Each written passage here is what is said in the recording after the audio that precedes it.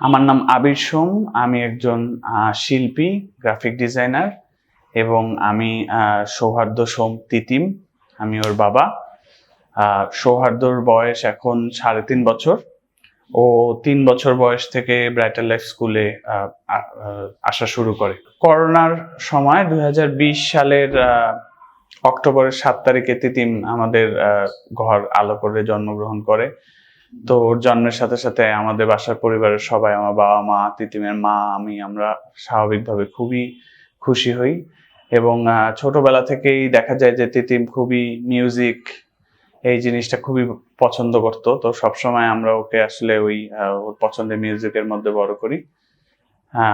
তারপর একটা সময় দেখা যায় যে ওর 18 মাস বয়স থেকে ও আমাদের নামে রেসপন্স করা বা একই কাজ বারবার করা, গোল গোল ঘোরা, এই জিনিসগুলো আসলে ও শুরু করে। তো তখন আমরা প্রথম ওর মা একটু চিন্তিত হয়ে যায় এবং আমরা ডাক্তারের কাছে দেখিয়ে তখন আমরা বুঝতে পারি যে তিতিম আর 10টা বাচ্চার মতো না, সে একটা বিশেষ চাহিদা সম্পন্ন শিশু।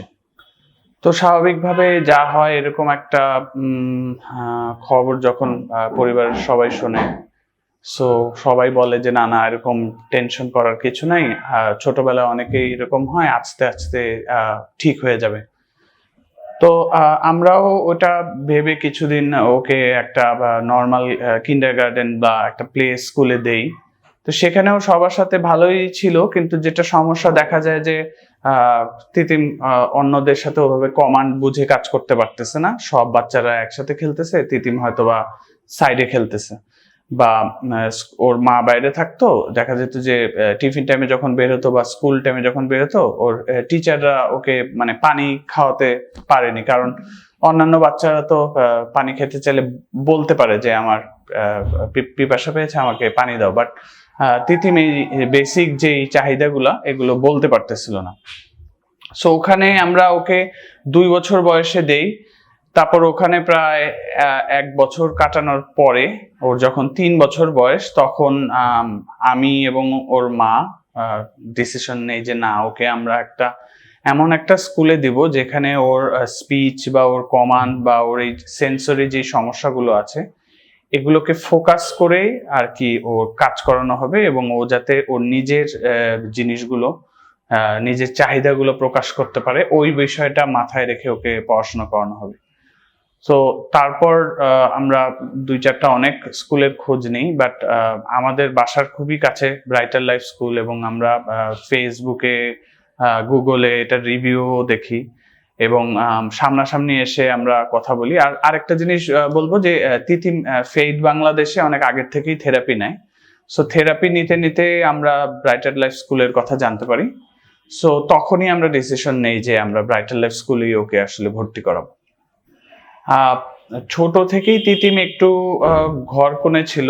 ও বাসার লোকজনদের সাথে থাকতে বেশ স্বাচ্ছন্দ্য বোধ করতো। বাইরে কিংবা বাইরের মানুষের সাথে খুব একটা সে স্বাচ্ছন্দ্য বোধ করতো না, বা দেখা যেত যে একটু নয়েজি সারাউন্ডিং এ নিয়ে গেলেও কান ধরে কান্নাকাটি করতো। সো তারপর আমরা যেটা ডিসাইড করি, এখানে থেরাপিস্ট এবং ওর টিচাররা ওর একটা অ্যাসেসমেন্ট করে আমাদেরকে জানায় যে এই কাজগুলো ওর সাথে করতে হবে। এর আগের থেকেও আমরা আসলে ওকে প্রচুর বাইরে নিয়ে যাওয়া, শপিং মলে নিয়ে যাওয়া, তারপর দোকানে, বাজার ঘাটে, এই জায়গায় নিয়ে যাওয়া, পার্কে নিয়ে যাওয়া, এই জিনিসগুলো রেগুলার করতাম। কিন্তু ওর অ্যাসেসমেন্টের পর আমরা একটা প্রপার গাইডলাইন পাই যে এই বিষয়গুলোতে ওর বেশি আমাদের ফোকাস করে কাজ করতে হবে। যেরকম সেন্সরি ইস্যুর জন্য ওর খালি পায়ে ঘাসে হাঁটতে হবে, ময়দা বা চালের গুঁড়া দিয়ে ওর হাতের কাজগুলো করতে হবে। সো আমরা ওভাবে বাসায় টিচারদের গাইডেন্স অনুযায়ী একটা রুটিন করে আমরা ওভাবে ওকে স্লাইম দিয়ে, বালি দিয়ে, ঘাসে, তারপর এমনকি ইভেন স্কেটিং এর কথা, ওটা আমরা শুরু করতে পারিনি গরমের জন্য, এর কয়েকদিনের মধ্যেই শুরু করব। সো এই জিনিসগুলো আমরা একটা গাইডেন্স পেয়ে আমরা ওভাবে কাজ করা শুরু করি। এবং প্রথম আমি বলবো যে 2 সপ্তাহ থেকে 4 সপ্তাহ খুবই ডিফিকাল্ট ছিল ওই সময়টা ওকে বাইরের এসে অ্যাডজাস্ট করতে, প্রতিদিন ওকে বাইরে নিয়ে যাই করতে। এখনো আমরা নিয়ে যাই, বাট এখন সে খুবই আগের থেকে খুবই বেটার অবস্থায় আছে। এখন সে বাইরে যায়, অন্যান্য বাচ্চাদের সাথে খেলে। আগে দেখা যেত যে 5 মিনিটের মধ্যেই সে বাসায় ফিরতে চেত, এখন সেই ধৈর্যটা মোটামুটি তার এখন 20 থেকে 25 মিনিটে গেছে। অন্যান্য বাচ্চাদের সাথে, এমনকি বড়দের সাথেও সে নিচ থেকে কথা বলে, হাই ফাইভ দেয়। এবং সবচেয়ে বড় জিনিস যেটা হলো, তার সিটিং যেই টাইমটা ছিল সেটা আগে অনেক কম ছিল। স্কুল করার পরে এবং অন্যান্য কাজ ওর বাসায় এবং বাইরে করানোর পরে ওর সিটিং টাইমটা এখন অনেক বেড়ে গেছে।